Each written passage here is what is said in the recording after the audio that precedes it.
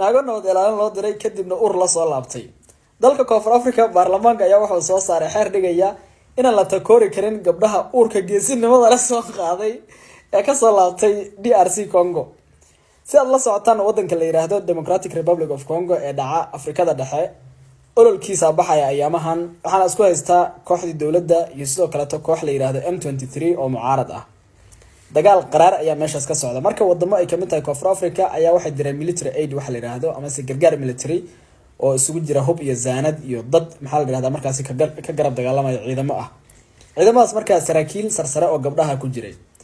gabdhihii marka waxay la soo laabteen iyagoo uur leh ay dalkoodii ku soo laabteen lama yaqaano M23 ya uureysay mise military-gii ay garabkooda ka dagaalamayeen oo Koonfur Afrikaanka iyo DRC wixii maxaa la u dhashay ayaa uuray deetana xagga markay tageen shacabkii waxay bilaabeen inay dhahaan waxaad ammaan sugaysaan ammaankiina yaad basugi weyseen oo adinkiiba la yaacane arintaas waxay sababtay in maxaa la tension iyo maxaa la dhahdaa xiisad ka dhalato bulshadiina ay maxaa la dhahdaa arintaas viral noqoto laguna takooro gabdhihii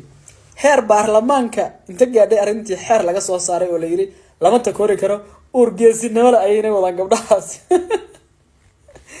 Soomaaliya waxa jooga gabdho badan oo wadamo galbeedka Afrika iyo bariga Afrika intaba ka soo jeeda oo markaas nabad sugid jooga mooshi Soomaalida waxay ku sameeyaan doonaan